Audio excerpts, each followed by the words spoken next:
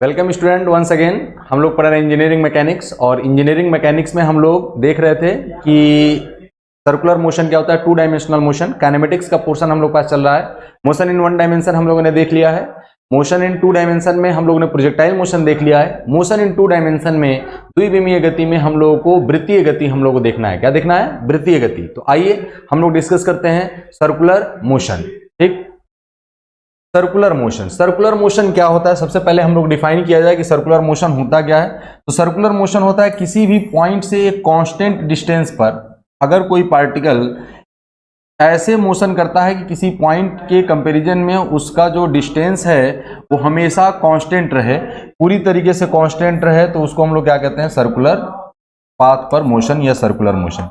किसी भी पार्टिकल का ऐसे पाथ पे मोशन जो एक पॉइंट से एक सर्टेन डिस्टेंस पर हो, यानी डिस्टेंस हमारे पास क्या हो? कांस्टेंट हो, तो ऐसे मोशन को हम लोग क्या कहते हैं? Circular motion. ठीक, अब मान लिया जाए कोई पार्टिकल है आर रेडियस के सर्कुलर वृत्तीय पाथ पर गति कर रहा है और ये पोजीशन ए है। पोजीशन ए से पोजीशन बी तक ये आ जाता है। यहां से इसने सेंटर पे जो एंगल बनाया, यानी ए से बी तक जाने में इसने जितना सेंटर पर, केंद्र पर जितना एंगल बनाया है उसको कहते हैं कोणीय डिस्प्लेसमेंट, कोणीय विस्थापन, एंगुलर डिस्प्लेसमेंट। इसको हम लोग थीटा से रिप्रेजेंट करते हैं।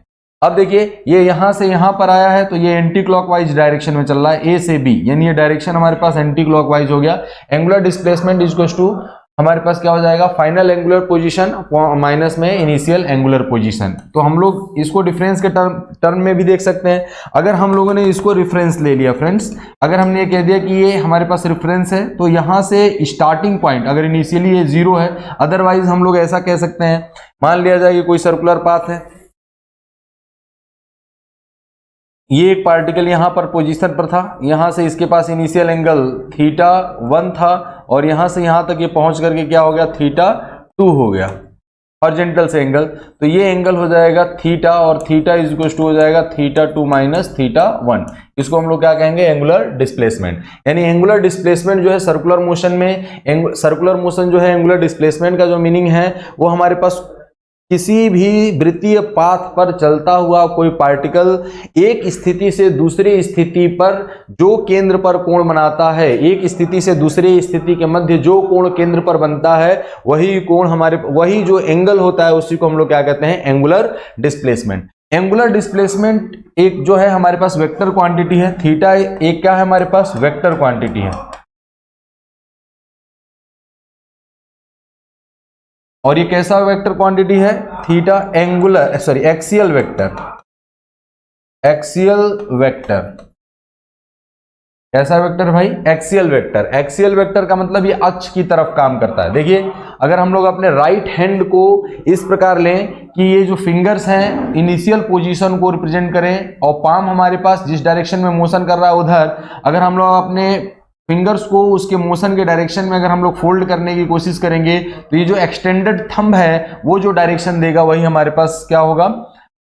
एक्सियल वेक्टर, यानी एंगुलर वेक्टर जो थीटा का डायरेक्शन होगा और ये बाहर की तरफ होगा और बाहर के डायरेक्शन को हम लोग एक छोटा सा सर्कल बना करके उसमें डॉट दिखाते हैं। अब मान लिया जाए कि अगर कोई पार्टिकल है वो इस तरीके से मोशन कर रहा है तो इसमें जो एंगुलर डिस्प्लेसमेंट आएगा थीटा, वो हमारे पास देखिए पाम उधर हमें रखना है जिधर उसका डायरेक्शन ऑफ मोशन है और फिंगर्स हमें इनिशियल पोजीशन में रखना है। इसको ऐसे हम लोग रोटेट कर देंगे, तो रोटेट करेंगे तो ये जो एक्सटेंडेड थंब है वो इनसाइड जा रहा है और इनसाइड के सिंबल को हम लोग ये कहते हैं क्रॉस से रिप्रेजेंट करते हैं। यानी ये हमारे पास कैसा वेक्टर है? ये भी एक्सियल वेक्टर है। जितने भी रोटेशनल वेक्टर्स होते हैं वो सभी क्या होते हैं? एक्सियल वेक्टर होते हैं जो अक्ष के अनुदिश काम करते हैं। किसके अनुदिश काम करते हैं? अक्ष के अनुदिश काम करते हैं। तो अक्ष के अनुदिश अगर काम करेंगे तो या तो वो इनवर्ड होंगे या आउटवर्ड होंगे। तो आउटवर्ड अगर होगा प्लेन के तो एक सर्कल में डॉट बना करके रिप्रेजेंट करेंगे और अगर हमारे पास इनवर्ड होगा तो हम लोग एक सर्कल में क्रॉस बना करके हम लोग करेंगे। ठीक है, तो एंगुलर डिस्प्लेसमेंट को कैसे डिफाइन करेंगे? अगर कोई पार्टिकल वृत्तीय गति कर रहा है, वृत्तीय पाथ पे गति कर रहा है, तो उसका एक स्थिति से दूसरी स्थिति के बीच चलने पर वह केंद्र पर जितना कोण बनाता है उसको हम लोग कहते हैं कोणीय विस्थापन। ठीक, चलिए आइए हम लोग देखते हैं नेक्स्ट पार्ट, एंगुलर वेलोसिटी। देखिए वेलोसिटी का टर्म आप लोगों ने यूज किया था, तो वेलोसिटी क्या होता है? Rate of change of displacement. क्या होता है? Rate of change of displacement. विस्थापन परिवर्तन की दर को ही हम लोग क्या कहते हैं? कोणीय वेग। तो अगर हम लोग ये कहें वेग कहते हैं, तो कोणीय वेग क्या हो जाएगा? The rate of change of angular displacement is known as omega. यानी हम लोग ओमेगा की बात करें तो d theta upon d t. Actual में जो एंगुलर वेलोसिटी ओमेगा है वो भी एक वेक्टर क्वांटिटी है, और वो भी कैसा वेक्टर है? एक्सियल वेक्टर, अक्षीय सदिश। कैसा सदिश है भाई?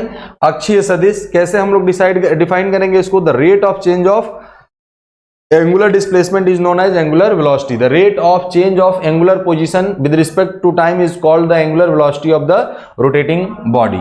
ये भी हमारे पास कैसा वेक्टर है? एक्सियल वेक्टर है। इसका भी डायरेक्शन हम लोग राइट हैंड थंब रूल से ही हम लोग प्रोवाइड करेंगे। कैसे प्रोवाइड करेंगे भाई?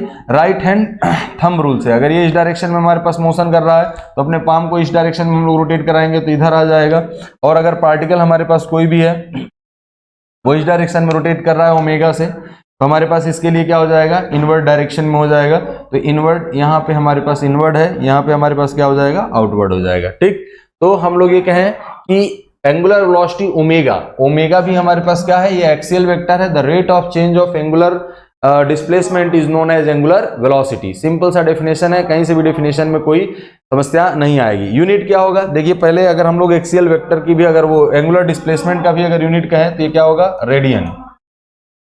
कैसा हम लोग कहेंगे? रेडियन। रेडियन जनरल देखिए डिग्री में हम लोग रिप्रेजेंट करते हैं, लेकिन एक्चुअल में वो डिग्री होता नहीं है। डिग्री में हम लोग एसआई सिस्टम में लेकर के चलते नहीं है, हम लोग इसमें लेकर के चलते हैं, रेडियन में लेकर के चलते हैं। ठीक, रेडियन और डिग्री में रिलेशन भी होता है। हमारे पास pi radian is equal to 180 degree. कितना होता है भाई? Pi radian is equal to 180 degree होता है, ये हम लोग जानते हैं। ठीक, चलिए अब अगर हम लोग कहें कि ओमेगा का हमारे पास यूनिट क्या हो जाएगा, तो ओमेगा इज इक्वल टू क्या है? D theta upon d t. ये क्या हो जाएगा? रेडियन पर सेकेंड। देखिए कहीं कहीं पर इस ओमेगा को हम लोग ये कह सकते हैं, ओमेगा जो होता है उसको हम लोग एंगुलर फ्रीक्वेंसी भी कहते हैं। क्या कहते हैं इसको? कोणीय आवृत्ति। क्या बोलते हैं इसको? कोणीय आवृत्ति भी बोलते हैं। इनफैक्ट हम लोग जो आवृत्ति है एफ है, वो फ्रीक्वेंसी हमारे पास जो लीनियर फ्रीक्वेंसी है, फ्रीक्वेंसी होती है एफ कहते हैं। और एफ और ओमेगा में रिलेशन भी होता है। ओमेगा इज इक्वल टू होता है omega 2 pi f is equal to क्या होता है? Omega 2 pi f is equal to क्या होता है? ओमेगा। और ये एफ जो है कहीं कहीं पे एन से डिनोट किया जाता है, हम लोग इसको कह सकते हैं 2 पाई एफ इंटू ओमेगा। देखिए अगर एफ फ्रीक्वेंसी है, पर सेकेंड है, यानी हमारे पास पर सेकेंड अगर आने की अगर बात किया जाएगा तो हमारे पास एंगुलर ये लीनियर फ्रीक्वेंसी होगी। अगर हम लोग इसी को रिवोल्यूशन पर मिनट में भी चेंज कर सकते हैं। क्या चेंज कर सकते हैं? रिवोल्यूशन पर मिनट में भी। तो रिवोल्यूशन पर मिनट में कैसे चेंज करेंगे उसको भी हम लोग देखेंगे, जिसको आरपीएम हम लोग बोलते हैं। अब हम लोग नेक्स्ट अगर टर्म पे आए तो देखिए वेलोसिटी के बाद आएगा एक्सेलरेशन। तो एक्सेलरेशन जो होता है अल्फा। वैसे अगर हम लोग लीनियर एक्सेलरेशन की बात करें, the rate of change of velocity is known as acceleration. तो यहां पर क्या होगा? The rate of change of angular velocity is known as angular acceleration. तो एंगुलर एक्सेलरेशन में भी कुछ नहीं आया है हमारे पास, d omega upon d t. ये है हमारे पास वेक्टर, ये भी वेक्टर। ये कैसा वेक्टर होगा? Axial vector. कैसा वेक्टर होगा भाई? Axial vector. यानी alpha is equal to d omega upon d T.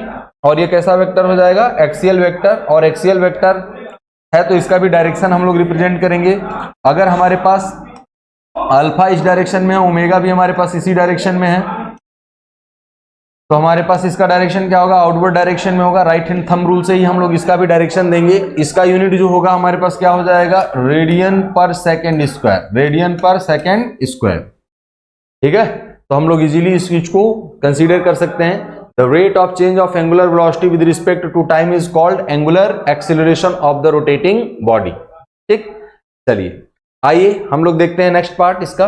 अगर हम लोग ये कहें कि इसमें अगर हमें डायरेक्शन देखना है, equation of angular motion. Equation of angular motion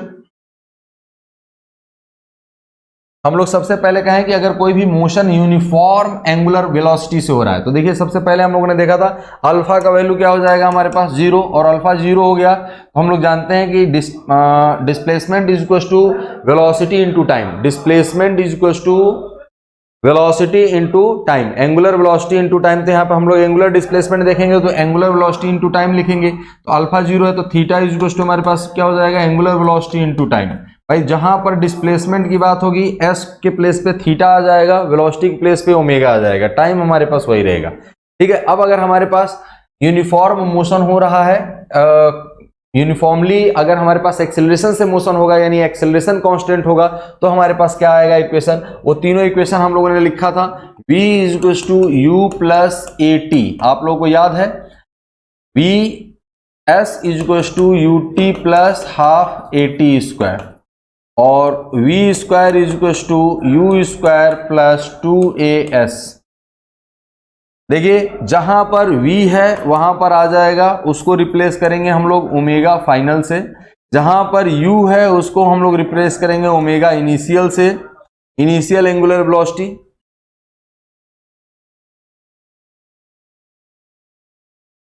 अगर हम लोग एक्सेलरेशन को देखेंगे तो a के प्लेस पे क्या आ जाएगा, अल्फा एंगुलर एक्सेलरेशन, टाइम के प्लेस पे टाइम होगा, डिस्प्लेसमेंट के प्लेस पे आ जाएगा एंगुलर डिस्प्लेसमेंट थीटा। तो देखिए हम लोग अगर जितना भी जो फॉर्मूला लिखा गया है यहां पर अगर हम लोग u के स्थान पे अगर ओमेगा फाइनल, ये ओमेगा नॉट लिखा गया है, तो हम लोग ये भी कह सकते हैं ओमेगा फाइनल के प्लेस पे हम लोग लिख सकते हैं ओमेगा, और इसके प्लेस पे हम लोग लिख लेते हैं ओमेगा नॉट माने इनिशियल वेलोसिटी। तो ओमेगा नॉट का मतलब हमारे पास हो जाएगा, हमारे पास क्या फॉर्मूला बन जाएगा भाई, यहां से अगर हम लोग देखेंगे तो ये फॉर्मूला आ जाएगा, यहां से देखेंगे तो ये फॉर्मूला आ जाएगा, यहां से देखेंगे तो ये आ जाएगा। अब देखिए यहां पर जो है ओमेगा इज इक्वल टू क्या है, angular velocity at time t, angular velocity at time t, omega naught क्या है, प्रारंभिक इनिशियल एंगुलर वेलोसिटी,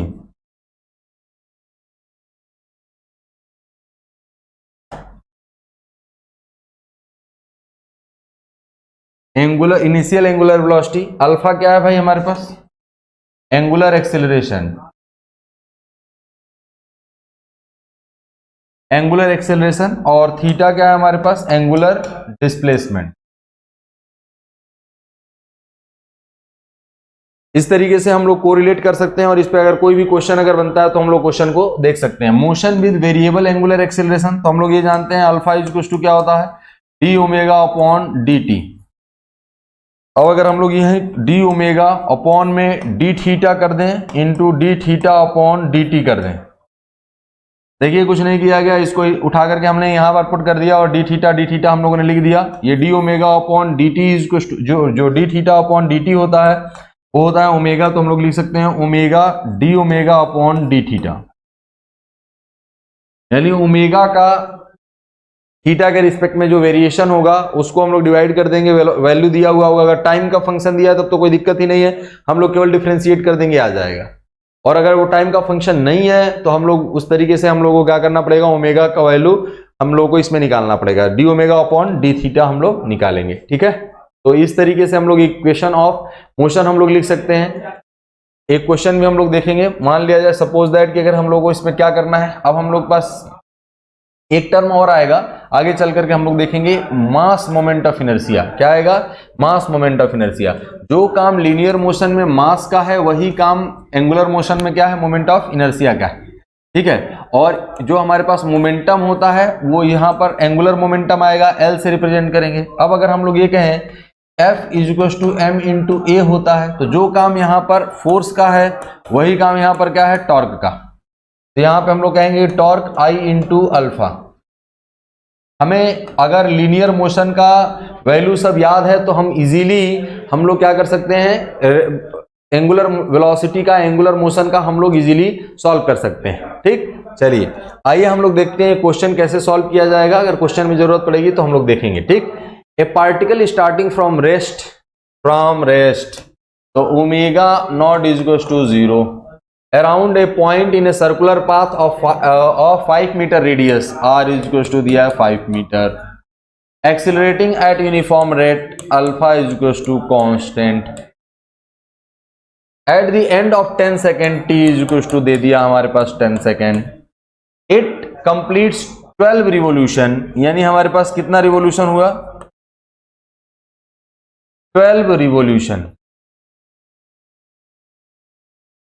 ठीक, अब हम लोग पास अगर एक रिवोल्यूशन में एंगल कितना होता है भाई 2 पाई, तो 12 रिवोल्यूशन में कितना हो जाएगा, यानी हमारे पास थीटा इज इक्वल टू आ जाएगा 12 इंटू 2 पाई, यानी कितना हो जाएगा 24 पाई।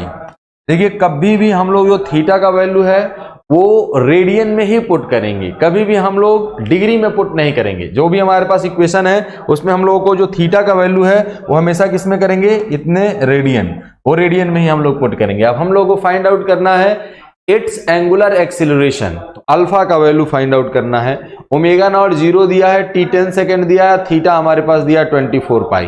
तो हम लोग ये जानते हैं theta is equal to omega naught t plus alpha t square. तो ओमेगा हमारे पास कितना है 24 पाई, ओमेगा इनिशियल 0 है 1/2, अल्फा वैल्यू फाइंड आउट करना है 10, टी का वैल्यू दिया है 10 सेकेंड।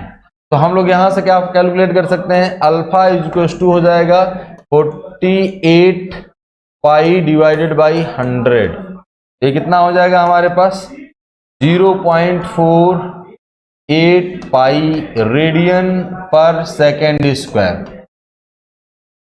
ठीक, तो हम लोग इजीली इसको देख सकते हैं। अब इसको कैलकुलेट करते हैं कि कितना कैलकुलेटेड वैल्यू आ रहा है, क्योंकि वो वैल्यू उसमें दिया है। तो पाई का वैल्यू होता है 3.14 इंटू 0.48 इज इक्वल टू 1.507, 1.507, यानी अल्फा इज इक्वल टू आ गया 1.507 रेडियन पर सेकेंड स्क्वायर। पार्ट 1 देखिए आंसर आया है, आंसर मैच कराइए। आंसर आया है हमारे पास 1.5 रेडियन पर सेकेंड, 1.50, हम लोगों ने थोड़ा एक्स्ट्रा ही निकाल दिया, खैर वो राउंडिंग करेंगे तो हमारे पास राउंड ऑफ करेंगे तो 1.5 रेडियन पर सेकेंड ही आएगा। अब हम लोगों से क्या पूछा है दूसरा, it's linear acceleration along the circular path, linear acceleration along the circular path. अब देखिए भाई इट्स एंगुलर लीनियर एक्सिलरेशन, तो लीनियर एक्सिलरेशन जो होगा हमारे पास वो टेंजेंशियल एक्सिलरेशन की अगर हम लोग बात कर रहा है तो टेंजेंशियल एक्सिलरेशन हम लोग कैसे निकालते हैं, what is the relation between a t is equal to r alpha, ये टेंजेंशियल एक्सिलरेशन का वैल्यू होता है। तो हमारे पास ए टी अगर हम लोग को निकालना है सेकेंड पोर्शन, तो आर कितना दिया हमारे पास 5 मीटर, तो 5 इंटू अल्फा का मान कितना है 1.507, तो उससे कोई दिक्कत नहीं है। तो हम लोग कितना कैलकुलेट करेंगे, tangential acceleration is equal to कितना आ जाएगा हमारे पास 5 इंटू 1.507 इज इक्वल टू आ जाएगा 80 इज इक्वल टू आ जाएगा 7.535 मीटर पर सेकेंड स्क्वायर। ये टेंजेंशियल एक्सिलरेशन आया है। देखिए स्पर्शीय एक्सिलरेशन होता है और एक हमारे पास होता है स्पर्शीय त्वरण होता है और एक त्रिज्यीय त्वरण होता है। अगर आप लोगों को याद हो तो हम लोगों ने देखा था एक स्पर्शीय त्वरण और एक त्रिज्यीय त्वरण। स्पर्शीय त्वरण कौन सा होता है, जो वेलोसिटी जो किसी भी पार्टिकल के मैग्नीट्यूड में चेंज करने के लिए रिस्पॉन्सिबल होता है, वो क्या होता है हमारे पास टेंजेंशियल एक्सिलरेशन। और जो केवल डायरेक्शन में हमारे पास चेंज करने के लिए रिस्पॉन्सिबल होता है वो कौन सा होता है, त्रिज्यीय त्वरण, एंगुलर एक्सिलरेशन। तो हम लोगों से पूछा है it's linear acceleration along the circular path. Along the circular path का मतलब ये केवल और केवल कौन सा हमारे पास पूछ रहा है, ये हमारे पास टेंजेंशियल एक्सिलरेशन पूछ रहा है। ठीक है, अगर ये पूछता कि total acceleration, total linear acceleration, तो हम लोग को निकालना पड़ता ए आर भी निकालना पड़ता और ए आर इज टू क्या हो जाता है वी स्क्वायर अपॉन आर। तो पहले वी स्क्वायर या फिर हम लोग ऐसे लिखते हैं ओमेगा स्क्वायर इंटू आर। तो सबसे पहले हमें ओमेगा निकालना पड़ता, तो अभी ओमेगा निकालना है हम लोग के पास। तो सबसे पहले तो हम लोग उसी चीज को कैलकुलेट कर लेते हैं। तो फ्रेंड्स आई थिंक ये समझ में आ गया, 1.5 आ रहा है हमारे पास अल्फा का वैल्यू, बिना अल्फा से हम लोग उसको नहीं निकाल पाएंगे।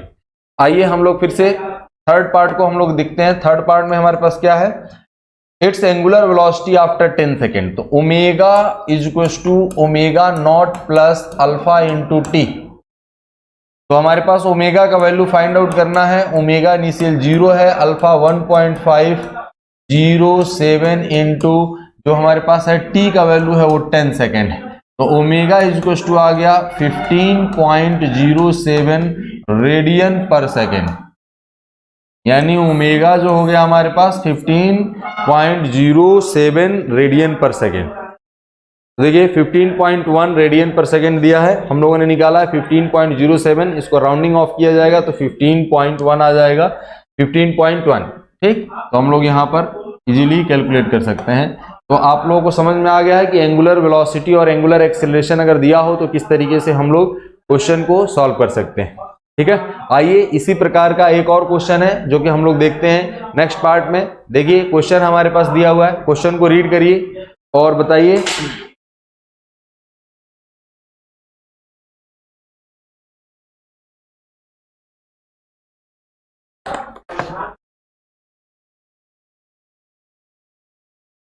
ए fly will start rotating from rest. जो डेटा दिया होता है सबसे पहले उसको लिखना स्टार्ट करिए।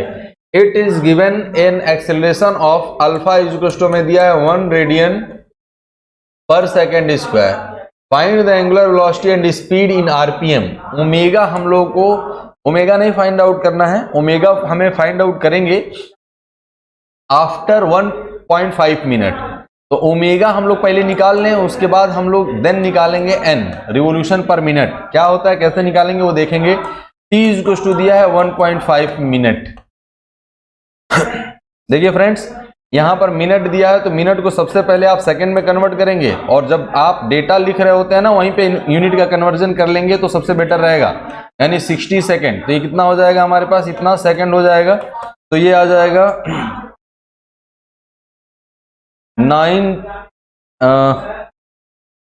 90 सेकेंड। कितना आ जाएगा भाई, 1.5 into 6 is equal to 90 second. ठीक, तो ये 90 सेकेंड आ गया, time t is equal to.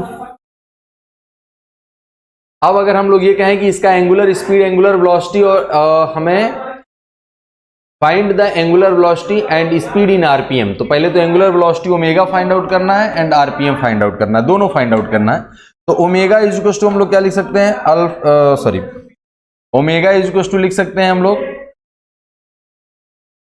Omega not plus alpha T. Omega हमें फाइंड आउट करना है, इनिशियल वेलोसिटी 0 दिया है, अल्फा 1 है और टी जो है हमारे पास 90 सेकेंड। तो हमारे पास क्या हो गया, 90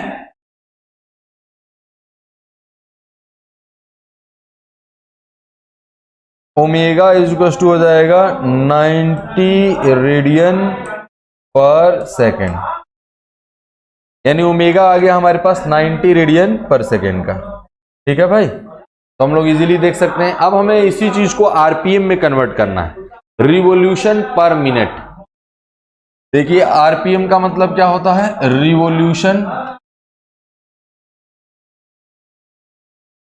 पर मिनट।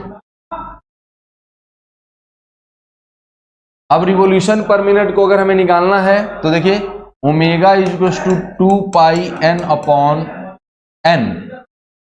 2 पाई एन, ओमेगा क्या है, रेडियन पर सेकेंड में, तो ये रेडियन पर सेकेंड है हमारे पास, तो यहां पर रिवोल्यूशन पर सेकेंड आ जाएगा। तो रिवोल्यूशन पर सेकेंड अगर हमें दिया हो, पर मिनट दिया हो, तो हम लोग यहाँ पे 60 से डिवाइड कर लेंगे। तो ओमेगा इज इक्वल टू आ जाएगा हमारे पास, एन इज इक्वल टू आ जाएगा 60 इंटू ओमेगा अपॉन 2 पाई। तो अब देखिए ओमेगा का वैल्यू हम लोग निकाल चुके हैं, 60 इंटू 90 डिवाइडेड बाई 2 इंटू 3.14। तो फ्रेंड्स जल्दी से इसको कैलकुलेट करके आप बताइए कि n इज इक्वल टू कितना आ गया।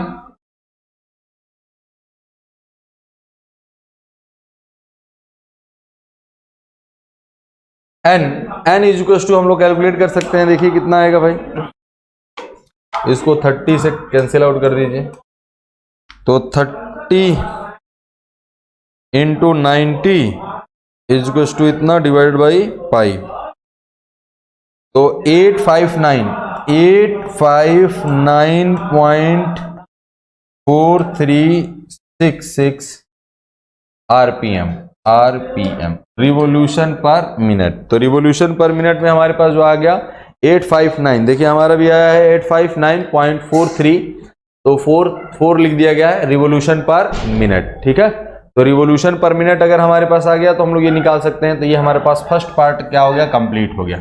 आपको अगर ना समझ में आया हो तो आप पूछ सकते हैं। देखिए revolution per minute, revolution per second और ये क्या है हमारे पास, एंगुलर वेलोसिटी जो हमारे पास दिया है, angular velocity radian per second में दिया हुआ है। तो एक रिवोल्यूशन में अगर हमें ओमेगा और एन में अगर जो रिलेशन होता है, मैंने सबसे पहले आप लोगों को यही बताया था कि ओमेगा और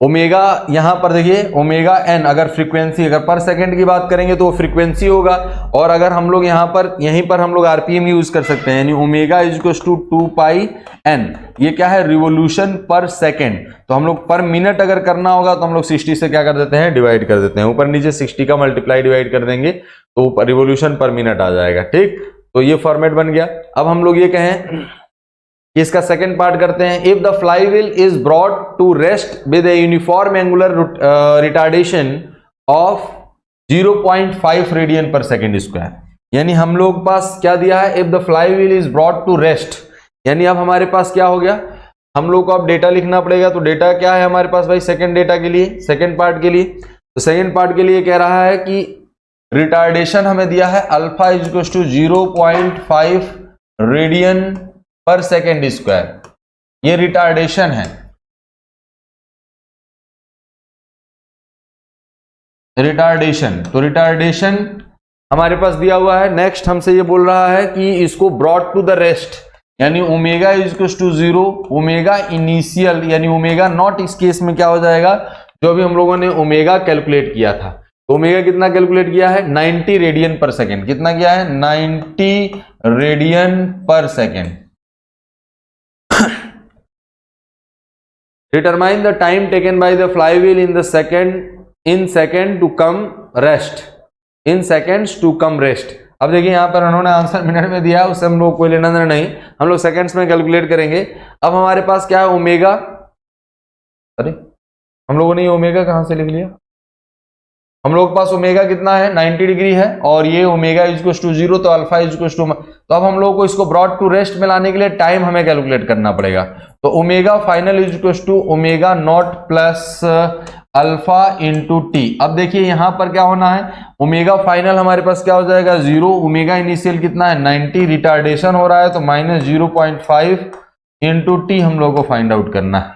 तो अब हम लोग यहां पर क्या कह सकते हैं भाई, t इज इक्वल टू आ जाएगा 90 डिवाइड बाई 0.5, यानी हमारे पास आ जाएगा 180 सेकेंड, यही आंसर होगा। और 180 सेकेंड बराबर कितना होता है भाई हमारे पास 3 मिनट, यानी 60 मिनट्स अगर हम लोग कर देंगे तो आंसर में ये जो दिया हुआ है वो 3 मिनट्स दिए हुए हैं, लेकिन वो पूछा है आंसर क्लियरली कि वो सेकंड में हमारे पास आंसर हमें ला करके देना है, तो हम लोग इजीली यहाँ पर लगा सकते हैं। तो चाहे एक्सिलरेशन का हो चाहे रिटार्डेशन का हो, हम लोग इजीली इस चीज को क्या कर सकते हैं, सॉल्व कर सकते हैं। ठीक है, तो आई थिंक आप लोग इस बात को समझ गए हैं कि क्वेश्चन किस तरीके से सॉल्व करना है और क्या हमारे पास वैल्यूज हैं, तो हम लोग इजीली इसको सॉल्व कर सकते हैं। आइए देखते हैं हम लोग next part, kinematics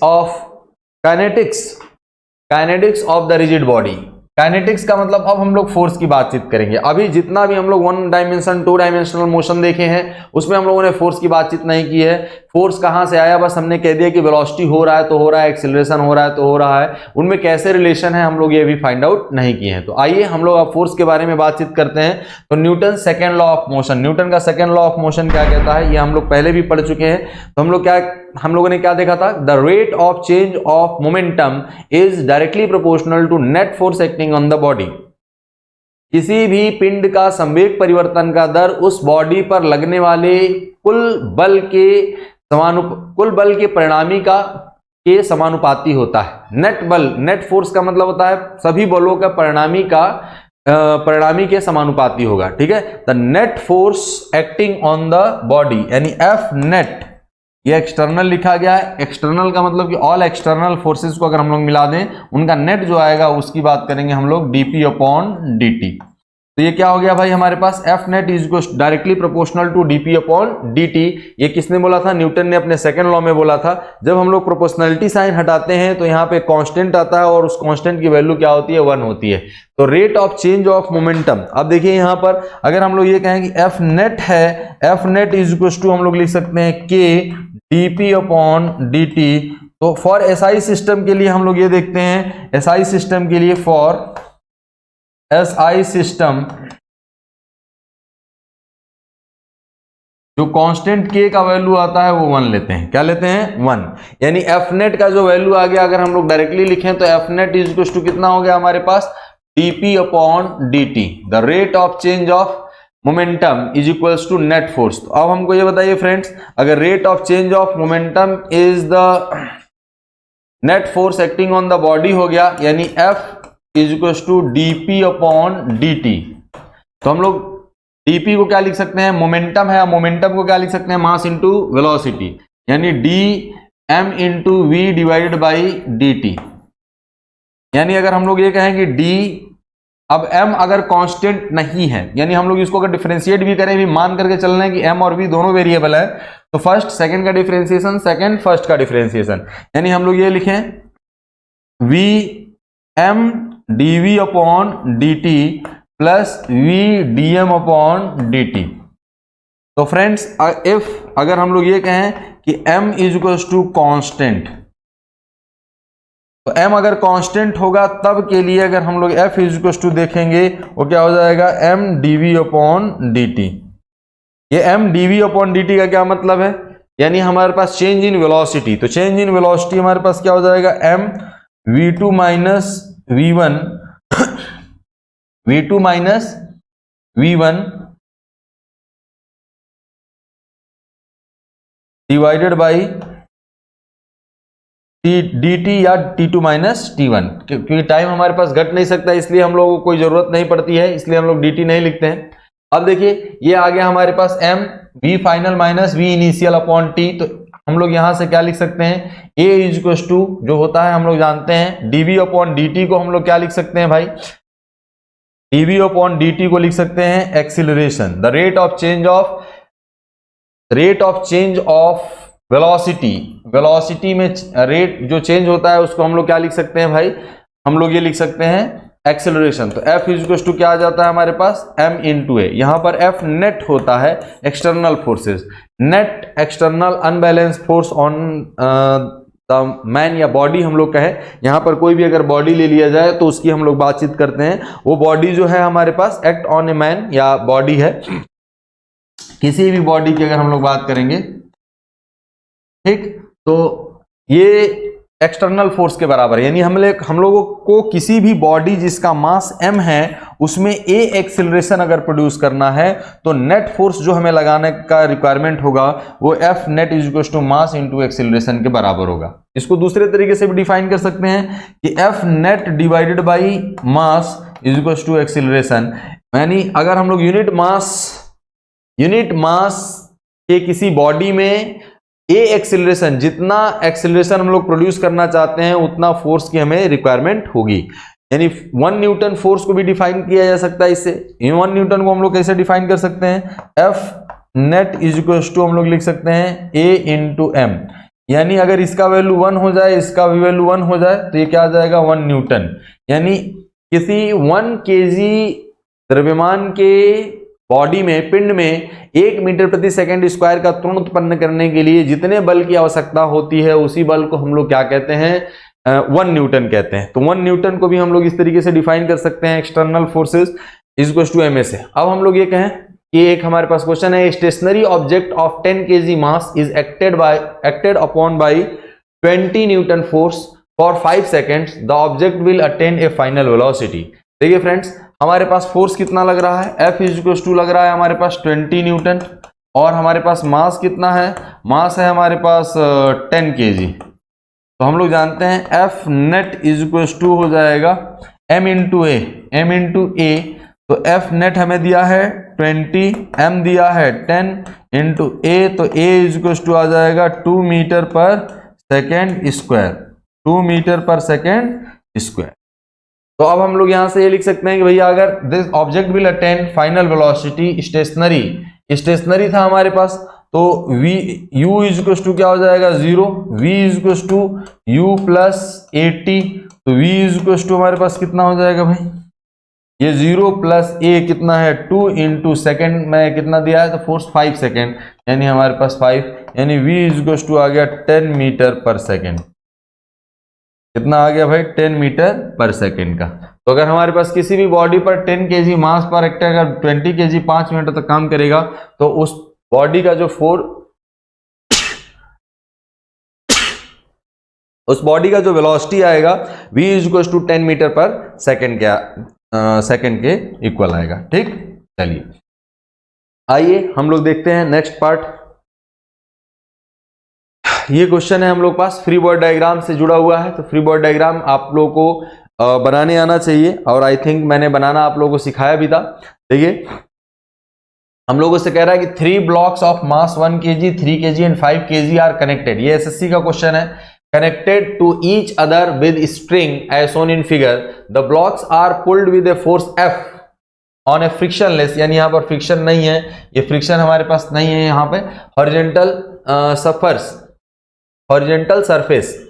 if tension T1 in the first string is 16 newton, then the common acceleration of the block, यानी पूरा हम लोग को इसका एक्सेलरेशन फाइंड आउट करना पड़ेगा कि एक्सेलरेशन है कितना, acceleration and the tension in the second string, यानी हमें tension in the T2 find out करना है। ठीक है, तो हम लोग ये कहें कि टोटल एक्सेलरेशन और टोटल टेंशन निकालना है, तो आइए हम लोग इस क्वेश्चन को सॉल्व करते हैं।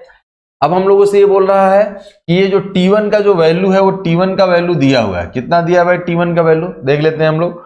T1 का वैल्यू दिया है 16 न्यूटन, कितना दिया है 16 न्यूटन, तो ये 16 न्यूटन काम कर रहा है यहाँ पे।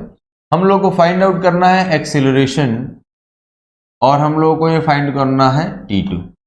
ठीक, आइए हम लोग देखते हैं। अगर हम लोग फर्स्ट केजी ब्लॉक का अगर हम लोग फ्री बॉडी डायग्राम बनाए, तो फर्स्ट केजी ब्लॉक पर अगर हम लोग ये कहें कि जो फोर्स लग रहा है वो कितना लग रहा है हमारे पास फ्रेंड्स, ये फर्स्ट केजी ब्लॉक जो है हमारे पास, इस पे अगर इधर F फोर्स लग रहा है तो इस पे इधर कितना लगेगा T1 लगेगा, और नेट एक्सेलरेशन इधर है क्योंकि नेट फोर्स हमारे पास ये 1 kg का है। तो हम लोग ये कहें, देखिए फ्रेंड्स फ्री बॉडी डायग्राम बन गया, हमें वर्टिकल फोर्सेस से कोई लेना देना नहीं है।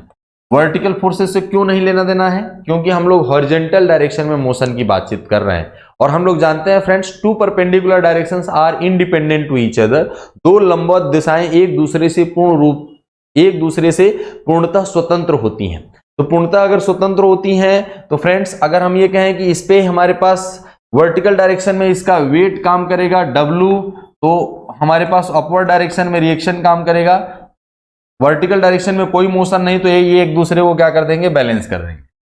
अब हम लोग ये कहें कि ये जो फोर्स हमारे पास काम कर रहा है F, इधर की तरफ एक्सेलरेशन हो रहा है, तो नेट फोर्स किधर काम कर रहा होगा, एक्सेलरेशन अगर हमने मान लिया कि इधर है तो ये ज्यादा होगा और ये क्या होगा, कम होगा। तो क्या इक्वेशन बनेगा भाई, F net is equal to, हम लोग देखें तो हमारे पास क्या आ जाएगा, F माइनस T1, ये F नेट है, तो F net is equal to F minus T1 है फ्रेंड्स। तो हम लोग ये कह सकते हैं कि F net is equal to क्या होता है, F minus T1 is equal to M into A, M कितना है 1 इंटू A, यानी F माइनस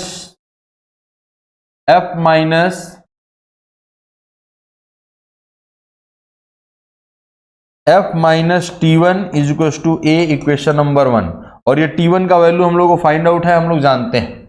दूसरा, अब अगर हम लोग इस पूरे ब्लॉक का एक साथ फ्री बॉडी डायग्राम बना लें, तो ये ब्लॉक देखिए ये यहां पर है और ये यहां पर ऐसे है 5 kg और ये 3 kg, और ये जो एक्सेलरेशन है वो A, और इस पे जो फोर्स काम कर रहा है वो कितना काम कर रहा है, 16 न्यूटन का काम कर रहा है, दैट इज T1।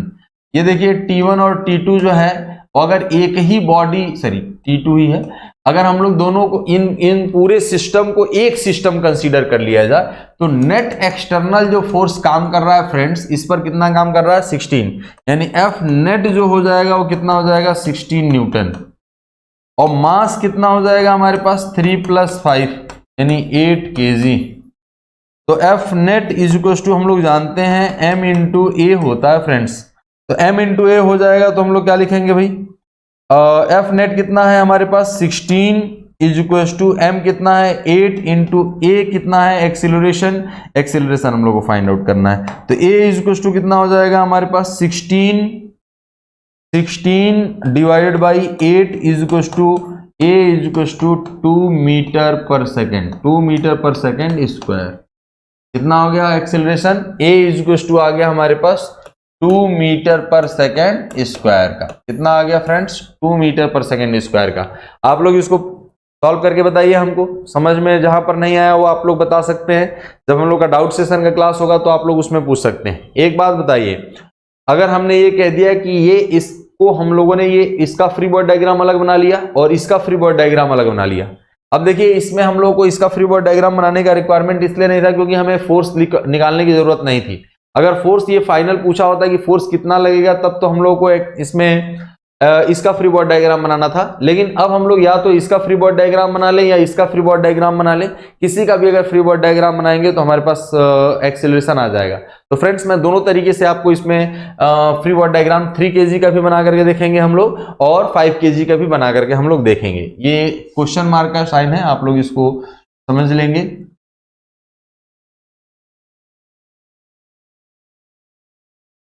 यानी अब हम लोग ये कहें कि ये एक्सेलरेशन तो आ गया, कितना आ गया 2 मीटर पर सेकेंड स्क्वायर। तो अब एक्सेलरेशन आ गया तो हमारे पास क्या क्या पूछा गया था,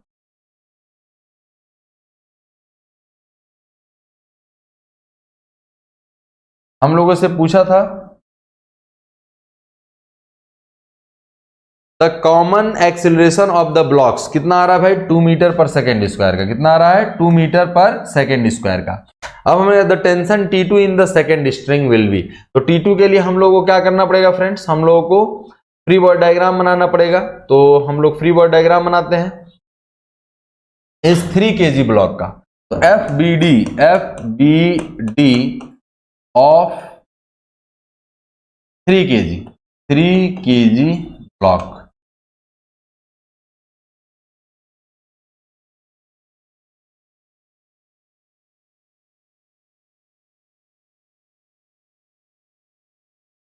T2 T1 और इसका एक्सेलरेशन है A इस डायरेक्शन में और T1 इज टू कितना दिया 16 न्यूटन। इसका मास कितना है 3 kg। हम लोग केवल हॉरिजॉन्टल फोर्सेस के वैल्यूज फोर्सेस के बारे में बातचीत करेंगे, वर्टिकल फोर्सेस के बारे में बातचीत नहीं करेंगे क्योंकि वर्टिकल डायरेक्शन में मोशन को हम लोग नहीं देख रहे हैं। हम लोग किस डायरेक्शन में देख रहे हैं, हॉरिजॉन्टल डायरेक्शन में देख रहे हैं। तो हम लोग ये कहें कि इस डायरेक्शन में एक्सेलरेशन हो रहा है तो T1 माइनस T2 ये कितना हो जाएगा F net is to T1 minus T2 यानी 16 माइनस T2 और F net इज टू कितना होता है भाई 16 माइनस T2 इज टू क्या होता है M इंटू A। तो 16 minus T2 is to M कितना दिया है 3 इंटू A कितना दिया है 2। A कितना दिया है भाई हमारे पास, हम लोगों ने अभी कैलकुलेट किया था तो ये 2। तो कितना हो जाएगा भाई हमारे पास 16 माइनस T2 इज टू 6। तो T2 इज टू आ जाएगा हमारे पास 16 माइनस 6 इज टू 10 न्यूटन। कितना आ जाएगा भाई 10 न्यूटन। देखिए फ्रेंड्स कैलकुलेशन मिस्टेक होना कोई बहुत बड़ी बात नहीं होती है, हालांकि मैंने सही किया है, आप लोग देख भी रहे हैं। आप लोगों को कॉन्सेप्ट समझ में आना चाहिए। क्या समझ में आना चाहिए, कॉन्सेप्ट। फ्री बॉडी डायग्राम आपको फॉर्म करने आना चाहिए। अगर आप फ्री बॉडी डायग्राम फॉर्म कर ले रहे हैं तो आप टेंशन या एक्सीलरेशन या कोई भी चीज आप इजीली निकाल सकते हैं। इस टाइप के क्वेश्चंस के लिए हम लोगों ने न्यूटन जब सेकंड लॉ ऑफ मोशन पढ़ा था तब भी हम लोगों ने पढ़ा था, तो इसमें हम लोग इजीली फाइंड आउट किए थे किस तरीके से हम लोग फ्री बॉडी डायग्राम बना सकते हैं। तो आई थिंक ये समझ में आ गया। देखते हैं क्या ऑप्शन हम लोग बस मैच कर रहा है कि नहीं। यानी हमारे पास दिया है 10 न्यूटन, बिल्कुल सही। ये ऑप्शन नंबर डी हमारे पास क्या होगा, सही होगा। ठीक है, चलिए अब आइए अगर हम लोग ये देखें व्हाट इज मोमेंटम। मोमेंटम क्या होता है, तो मोमेंटम द रेट ऑफ हम लोग ये कह रहे हैं कि जो product of velocity and mass होता है उसी को हम लोग क्या कहते हैं, momentum.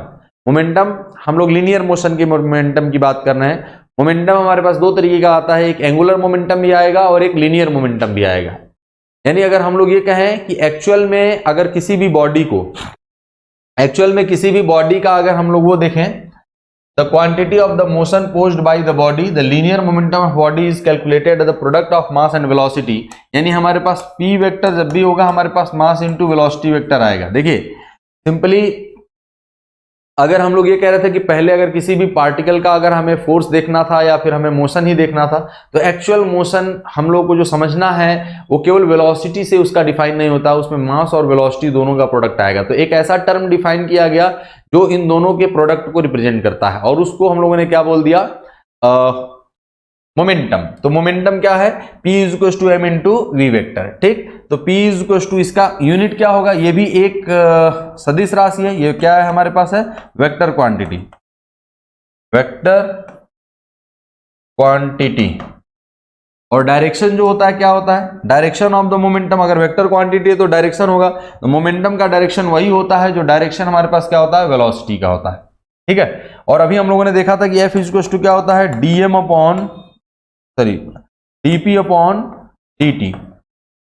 The rate of change of momentum को हम लोग क्या कहते हैं, फोर्स भी कहते हैं। तो मोमेंटम मास और वेलोसिटी का प्रोडक्ट होता है। चलिए आगे हम लोग देखते हैं question. If a particle is projected inside a horizontal tunnel which is 5 metre high with a velocity of 60 metre, find the angle of projection and the greatest possible range.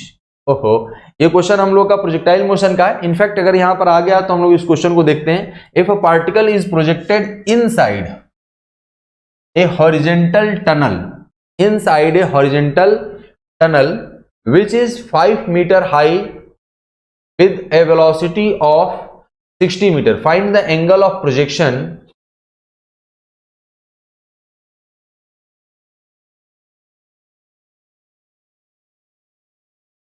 if a particle is projected inside a horizontal tunnel। horizontal tunnel हमारे पास ये इस तरीके से है, और ये हमारे पास यहां पर मान लिया जाए कि ये टनल है। कहीं पर भी एक हमारे पास डिगिंग हॉरिजॉन्टल एक हमारे पास वो हो सकता है, गोल हो सकता है, जिसका हमारे पास मैक्सिमम जो हाइट है, मतलब डायामीटर जो दिया हुआ है वो कितना दिया है, 5 मीटर। वेलोसिटी जो हमारे पास है u इज इक्वल टू दिया है 60 मीटर पर second. Find the angle of projection and the greatest possible range. यानी हमें इसको अगर हमें ग्रेटेस्ट पॉसिबल रेंज के लिए ले जाना है तो हम लोगों को कितना एंगल ऑफ प्रोजेक्शन हमें चाहिए, यानी हमें रेंज मैक्सिमम चाहिए, मैक्सिमम पॉसिबल रेंज। तो मैक्सिमम पॉसिबल रेंज के लिए हम लोग कंडीशन यहां पर नहीं, यहां पर रिस्ट्रिक्शन है कि ये 5 मीटर H मैक्स हमारे पास फिक्स है। तो X मैक्स जो H मैक्स है, H मैक्स का फॉर्मूला भी हमने कल ही डिस्कस किया था फ्रेंड्स, मतलब पिछले लेक्चर में हम लोगों ने डिस्कस किया था। तो क्या हम लोगों ने देखा था, H max is equal to क्या था हमारे पास, u square sine square theta upon 2g। देखिए मैंने बोला था कि जो H मैक्स है उसमें दोनों टाइम भी आएगा और हमारे पास वर्टिकल मोशन की वजह से भी आएगा, इसीलिए साइन स्क्वायर आएगा। H मैक्स हमारे पास फिक्स है फ्रेंड्स, और हमारे पास u स्क्वायर भी फिक्स है, 60 का स्क्वायर डिवाइडेड बाई 2 इंटू जी हम लोग ले लेते हैं 10 ले लेते हैं, इंटू साइन स्क्वायर थीटा। तो देखिए यहां से अगर हम लोग कैलकुलेट करें तो कितना आ जाएगा हमारे पास, sine square theta is equal to sine square theta is equal to आ जाएगा 2 into 5 into 10 divided by 60 into 60। तो ये क्या हो जाएगा, ये कैंसिल आउट हो जाएगा, ये 10 से 10, और हमारे पास क्या आ गया, sine theta is equal to 1/6। तो साइन थीटा का वैल्यू जो आ गया 1/6 आ गया फ्रेंड्स। तो हम लोगों को ये कहना है कि find the angle of projection and the greatest possible range. मतलब if a particle is projected inside a horizontal tunnel which is 5 meter high with a velocity of 60 meter per second, तो हमें क्या करना, find the angle of projection. Angle of projection इसीलिए find out करना है कि ये कितने एंगल पे हम लोग क्या कर सकते हैं, फायर कर सकते हैं, जिससे हमारे पास मैक्सिमम हाइट हम लोग को अटेंड किया जा सकते हैं। तो ये एंगल जो आएगा हमारे पास साइन इनवर्स, यानी theta is equal to sine inverse 1/6। तो sine inverse 1/6 is equal to कितना आ जाएगा भाई, साइन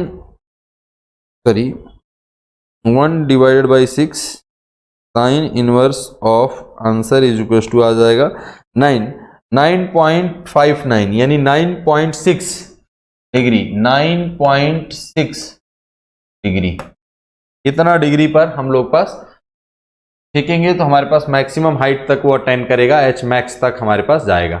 अब इसमें हमारे पास अगर इतना एंगल है तो रेंज कितना आएगा, तो रेंज के लिए हमारे पास कितना होता है फ्रेंड्स, अगर हम लोग ये कहें कि रेंज हम लोग द ग्रेटेस्ट पॉसिबल रेंज, तो ग्रेटेस्ट पॉसिबल रेंज कितना आ जाएगा, हम लोगों ने क्या निकाल लिया, sine theta is equal to 1/6 है।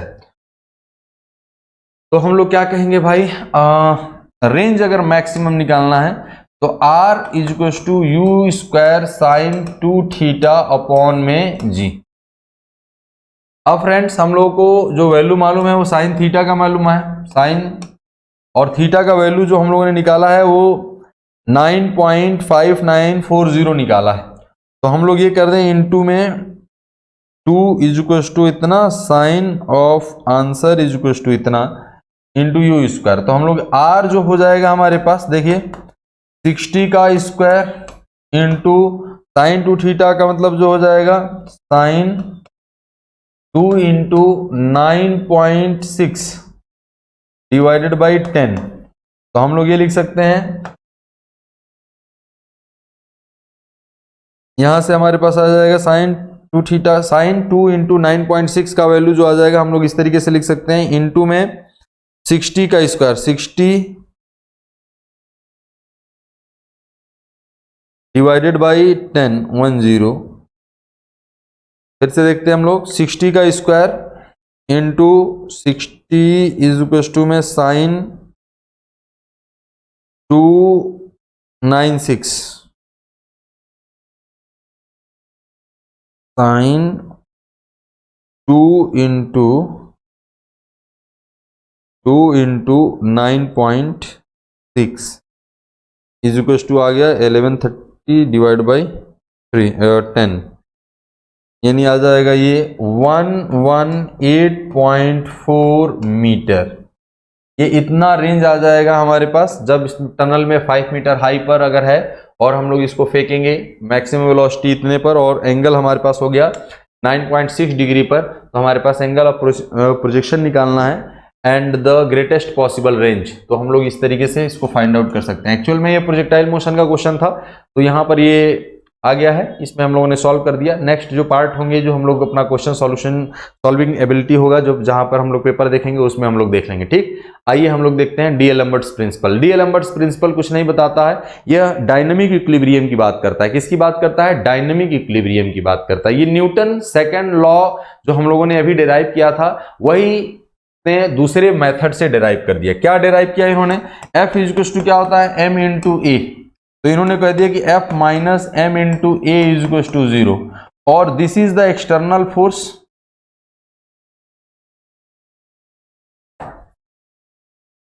और this is the inertia force.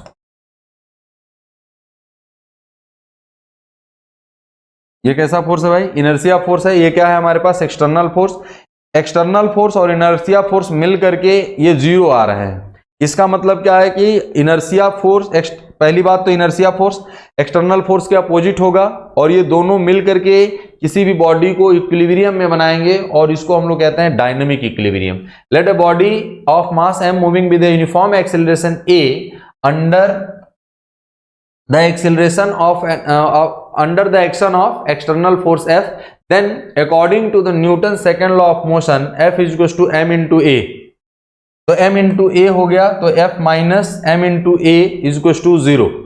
तो हम लोग इस तरीके से external force minus inertia force is equals to हम लोग 0 कर सकते हैं। तो इजीली हम लोग इसमें यही हमारे पास इक्वेशन कहलाता है डीएलम्बर्ट्स प्रिंसिपल, डायनेमिक इक्विलिब्रियम। इसको क्या बोलते हैं हम लोग, डायनेमिक इक्विलिब्रियम। कि हमारे पास मोशन करता हुआ बॉडी जो होगा हमारे पास क्या होगा, वो डायनेमिक इक्विलिब्रियम में रहेगा। जब फॉर अबाउट द इक्वेशन अगर हम लोग ये कहें minus m a on the body will be equilibrium as the sum of all the forces acting on the body is 0। Such equation is called the dynamic equilibrium. अभी मैंने बताया is called D'Alembert's principle. यानी F is equal to m into a को ही भाई साहब ने लिख दिया m into a is equal to 0 और इसको बोल देते हैं डीएलम्बर्ट्स प्रिंसिपल।